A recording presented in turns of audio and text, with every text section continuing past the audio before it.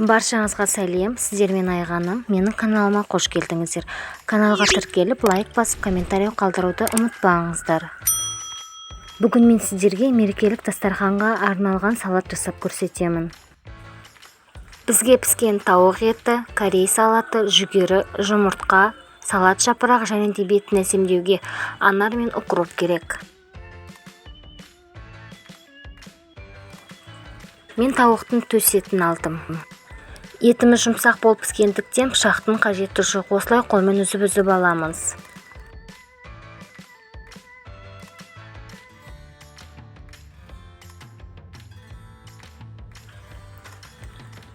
Тарелкамызға осылай салат жапырағын қойып шығамыз.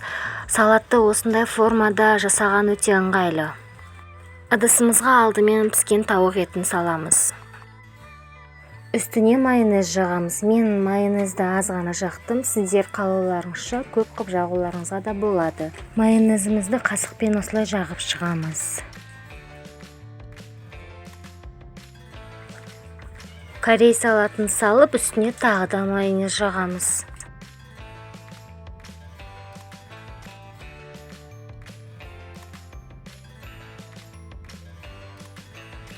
Салат жапырағы. Майонез жағамыз тағы да, үстіне жүгері саламыз.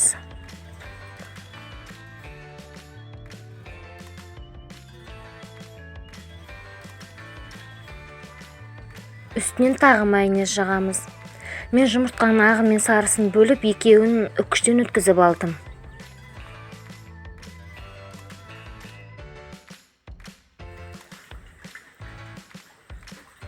Енді үстіне жұмыртқаның сарысын салып, әдемілеп пейістеп шығып, үстінен тағы да майонез жағамыз.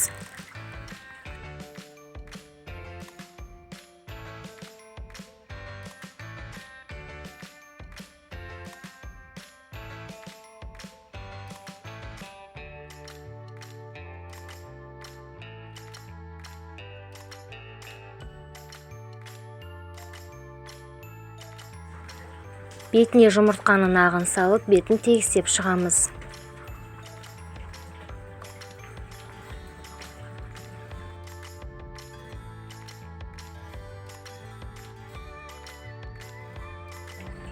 Салатымыз дайын болып қалды. Енді укроптарды салатымыздың шетіне осылай әсемдеп қойып шығамыз. Содан кейін укроптың үстіне анарларымызды қойып шығамыз.